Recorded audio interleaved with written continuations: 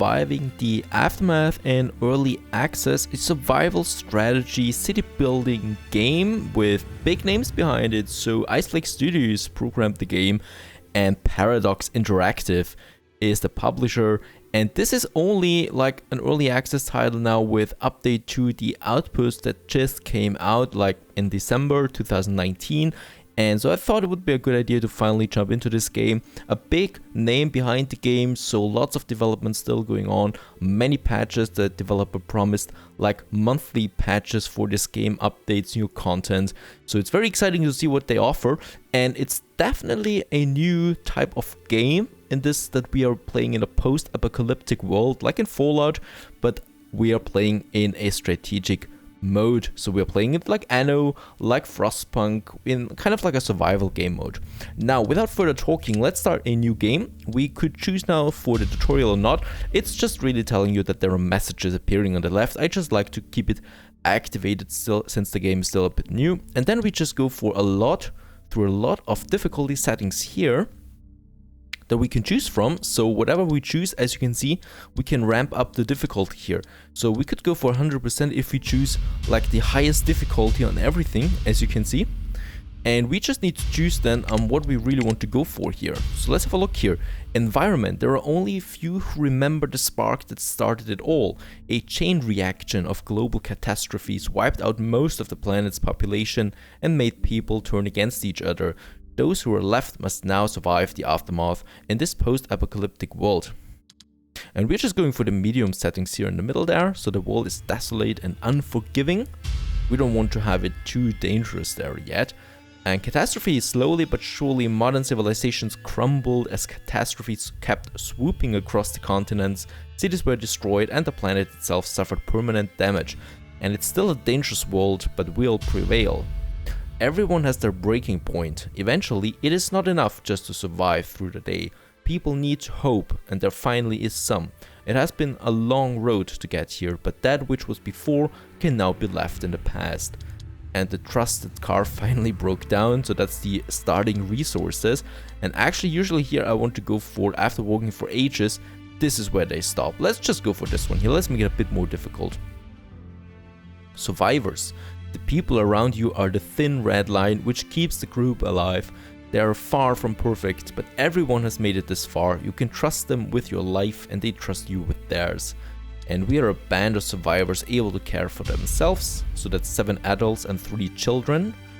And the challenge here now, these survivors will face challenges both large and small, some caused by bandits, others because of their own actions. There are also other societies in the world that won't hesitate to strike back if you look at them the wrong way. And let's just choose numerous challenges are assured. Insurmountable, well, not yet. And then we have the gatekeeper. Life is unfair, but sometimes it feels like you are not alone. Whether it is an invisible guardian or just pure fate, but it sure feels like someone is watching over us. It's a tough road to walk, but never unfair. Survivalist. And that's it. We got the difficulty ranking of 72. If you like the game, if you enjoy watching, and perhaps with the next update, we're then going for 100% just to see what this game can actually truly achieve. And then we choose a flag. An emblem here that we can choose, and let's go with the flag. That's it. We just need a colony name, and let's just call it Sleepy Hollow. And we also colony motto, adapt and overcome. I think that is fitting. And with that, see you on the other side.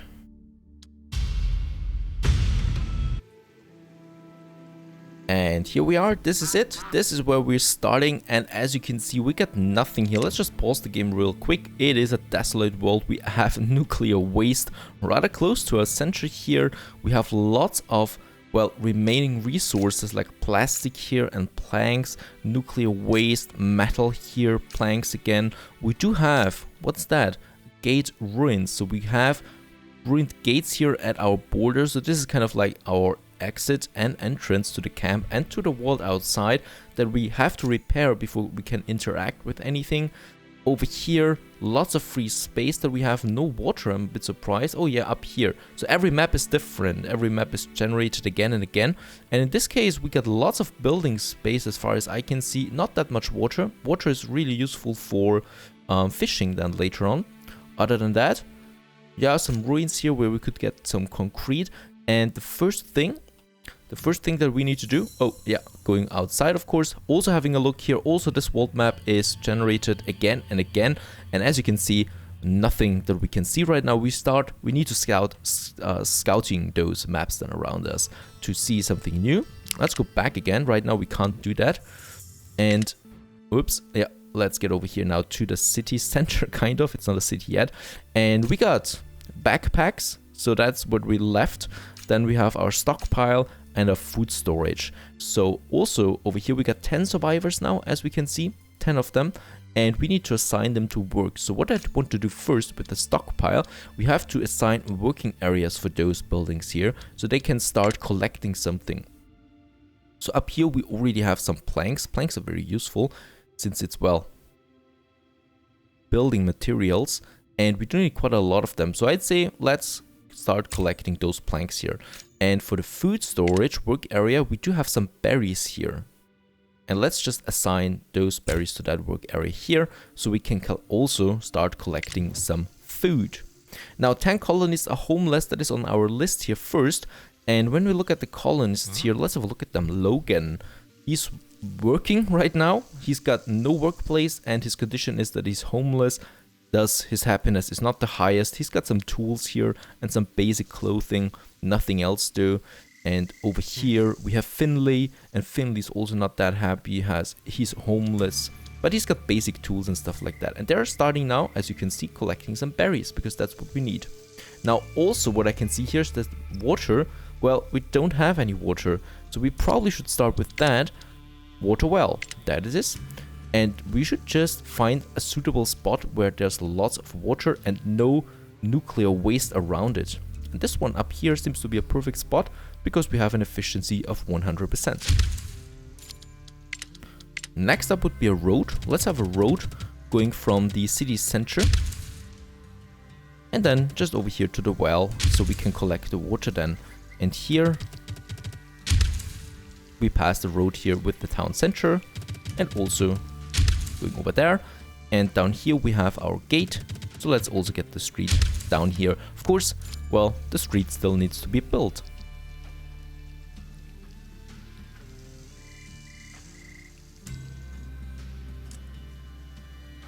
More planks are coming in now, so we have 43 planks, 12 concrete, 20 plastic and 8 metal. So those are the basic resources. We have no electricity yet, no water, some food. And over here we have advanced materials then, fiber, parts, components, electronics and fun boxes. Fun boxes are interesting, so they kind of increase the morale. Also, no tools, well, one tool, no clothes, no medicine and no science points, because there's also some researching at some point. Now my people are homeless. We are solving the water problem right now. We are also collecting food, so shelter is important. Emergency shelter, there it is. And since one of them houses 6, let's build 2 of them. Just over here. And we would also like to have a dirt road in between. And as you can see now, carriers are now transporting it to those buildings, the building materials, like in the settlers. And then we can build something. Over here we can see the colonists' life or colonist statistics. We have a total population of 10. We have 7 carriers because 3 are children, so only 7 are carrying. Children do not work. And we have, well, 0 workers yet. Workers, that is the people that we assign then to working houses. Over here we can see that we do need some fiber as far as I can see. We're lacking that. This one here, plastic. Oh, we're lacking some plastic. So we do have now water. Perfect. The water well is finished. So now we have a positive statistic there for water, but we do need some plastic. Let's have a look around here. There is some metal. Where is my plastic? That is an interesting pond. Over there, there's nuclear waste everywhere. And as far as I can see, there's plastic over here, far away actually from my town. Let's take that street. Perhaps we can, yeah, let's take this street here. We can get it over there. And then up to this point here. And then let's just see, let's get the first worker building up, which is the recycler. So this is scavenging plastic and fiber from plastic deposits. Plastic is used for both the construction and for production of refined resources. Fiber is an important side product used as raw material for clothes. And we can barely afford it. We are lacking 2 concrete parts. And as you can see also, it needs to be in this area here. So let's just build it. Yeah, over here. And we are lacking a bit of... Oh, and the berries are also going down. But we're lacking a bit of concrete there. Let's have a look. It does need to be in the work area of the stockpile. So here. Because there we have planks and here we have concrete. And that's what we need. And as you can see, my workers or my people are now also starting to build a road here. Going to the gate. Which is not looking like much at the moment.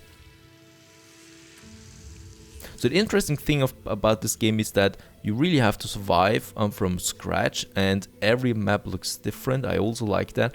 And there are certain dangers, of course, like the meteor shower, for example, that we're probably going to see at some point. We still have 4 homeless colonies in the first night now. And as you can see here, we would have the tutorial. So this would explain us step by step about what this game is. So I did kind of like the tutorial when I played it, because it really just shows you with very small text what you have to do. Right now I really need a bit more concrete for my buildings. What is that over here? This one's done now, perfect. So it's got all the construction materials and construction has started now on it. So there's already someone working now on it. And then we can start getting some plastic. This one here still needs, well, 4 plastic now, which we can get then the next day. Food is looking good at the moment. There's still 5 berries left here. And then we could just reassign them to another working zone. Unfortunately, in this one here, the lake is far away for the fishing. And over here would be the other one. And as you can see now, they have to work or they have to sleep outside. Some of them are talking there in the middle. Charlotte is having fun with Logan. So perhaps there's a romantic relationship coming out of them. And yeah, we've also finished the recycler up here now. Automatically, we got 1 worker that has been assigned to it. And since we need lots of plastic, let's assign a second one. You just have to click on it. And as we can see then, 1 carrier becomes a worker. So 2 of them are now working here and, well, producing us some plastic and also some fiber.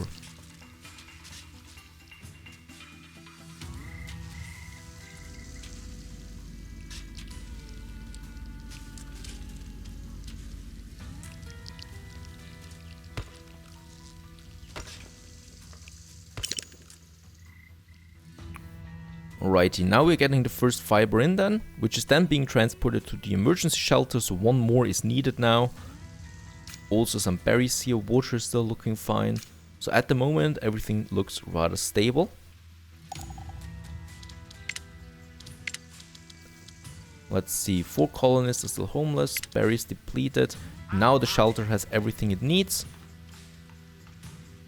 And now we're also stockpiling plastic again and also some fiber while this shelter is being built. Very good.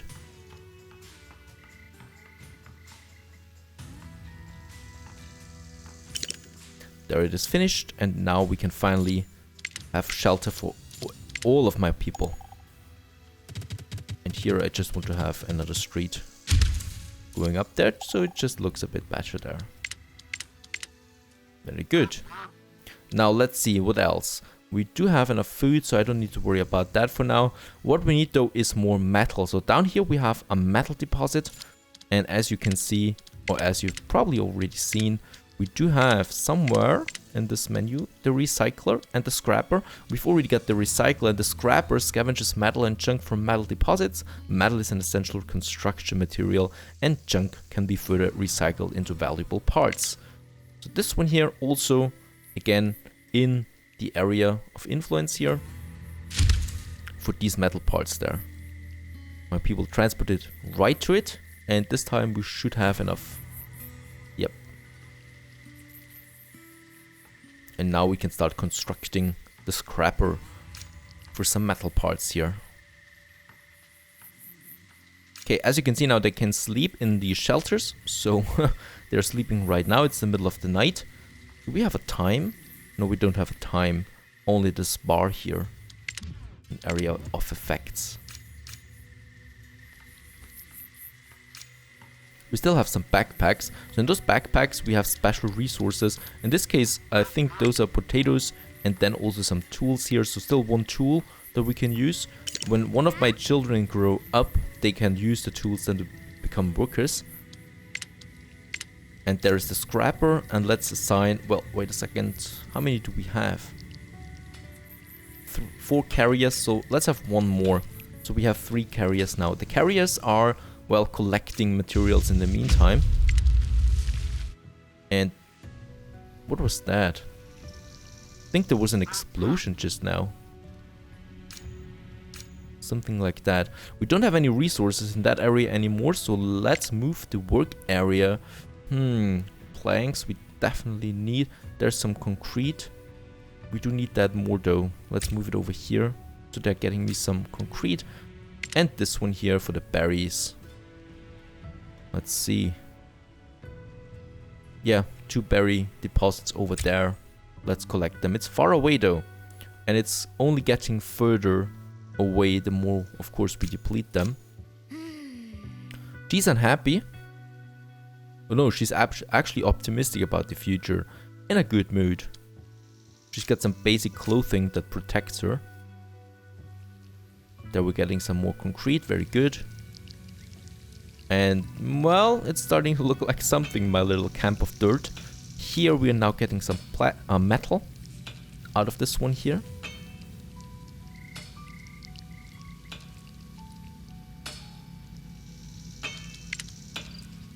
Very good. Now, we're still in the basics here, of course. Next up would be some food. So I'm collecting berries at the moment. The next step would be to, well, start getting us some food. We have 3 ways of getting that food. The trapper, the fishing hut, and the small field. So trapper is the hunter. Small game animals in the forests to provide venison for hungry colonists. Create small amounts of fiber. The animal hides a side product. Works with reduced efficiency during catastrophes and works the most efficiently in densely wooded areas. Then we have the fishing hut. Well, in this case, I don't build the fishing hut because water is too far away. So you of course need to adapt to your environments in this case. And then we have some small field here, grows food slowly but in large quantities. Different crops able to grow outdoors can be grown for food. Certain catastrophes can wipe out the harvest completely and preventing farming during the event. So we definitely want to have a mixture of those productions. I'm starting with the trapper, and the trapper could be here in the forest. I guess we would have a 95% efficiency. Yeah, that's something that I like. And let's have the trapper over here. Let's get him a street connection or road connection over there in the forest. And here we can now then also start to produce some food. But of course, trappers will also be workers, so we are losing another carrier here. So we should always try to balance it between those working populations, as I like to say. So carrier and workers should be in a balance there. We definitely do need both of them. And as we can see, we got lots of building materials right now. That's pretty good. So I would also like to get a field up there. Let's have a look. Where's the small field? There it is. And let's just have a field. Not beside the toxic waste perhaps, but perhaps somewhere else. Here, close to my shelter. Up here where the water is. That might be a good idea.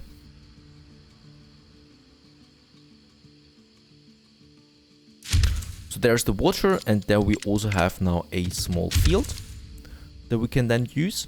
And something else, oh yeah, the trapper has been finished. So there's already one working now there. Only 2 carriers remaining. And as you can see, working efficiency starts up to 95% there, and it's producing us venison, which is food, and then also the fiber, this one here, that we can then use various sheets of fiber large and strong enough for weaving to create clothing at the tailor. In that little hut there. Definitely have a big Fallout vibe in this one, but of course, well, that's a post-apocalyptic setting. And here we're building now the small field, has also been finished, and now I could select a crop. In this case, corn or maize is a fast grower that can yield multiple small harvests in a short amount of time, very low endurance against catastrophes, normal, and the yield is low, and the potato grows slowly but provides a nice harvest as the edible parts are underground. It endures catastrophes better than many other crops. Let's take the potato for now. And this also needs, well, another worker, so we only have one carrier now. Rabbit season, colonists want to try a new trap. There is an event that we can use here. 3 colonists explain they've been working on a new kind of trap for hunting rabbits, and the group wants to set them outside the camp. The contraptions look functional, but letting the group venture far away from the colony is not without risk. No, actually we don't need that because we have enough food, and I'm not risking my people there to do that. This gives me -5 happiness though. The group looks disappointed, having been so excited to be able to help the colony. They reluctantly accept your decision, but are still holding tightly onto the traps as they return back to their duties.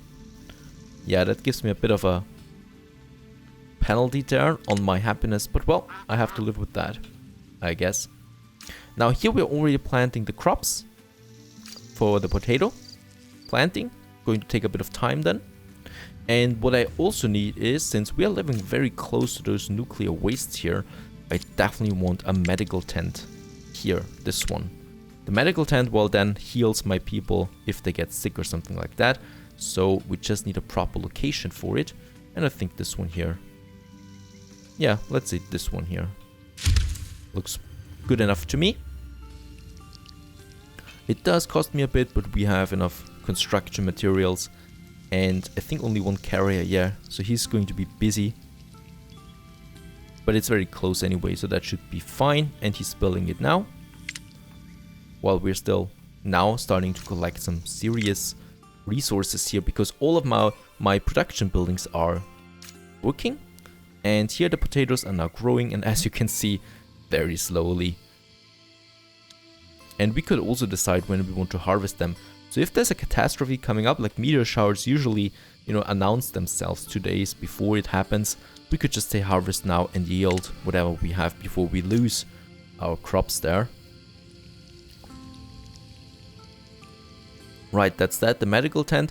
And another very important thing that we have to think about is, even though I don't expect anyone to die at this point, a burial pit is also quite useful, since it gives my people some comfort, so because they know they're going to, well, be buried somewhere if they die. So we should find a proper location for this one here, but note, it does come not without any negative points. You can't replace it anymore, and if you want to, because you can force it to replace, well, if you force it to, people are going to be very unhappy about that.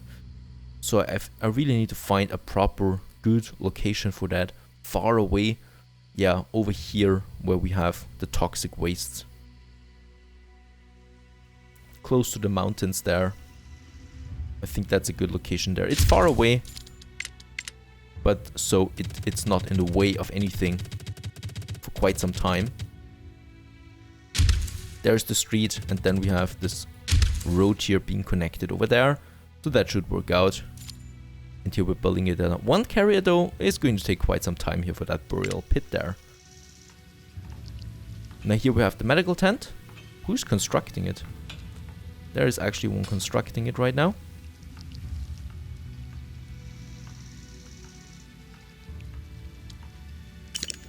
Very good. And now we have the medical tent. I'm not going to assign any doctor to that yet though, because, well, we don't have any sick ones at this point. So we're just going to leave it there, but just in case, if it happens, well, we do have some someone to attend to my people. Over here, another burial pit far away. So everything is functional. And that's it for now. The next episode, we are focusing on the gate ruins and then going out to the vault. Stay tuned.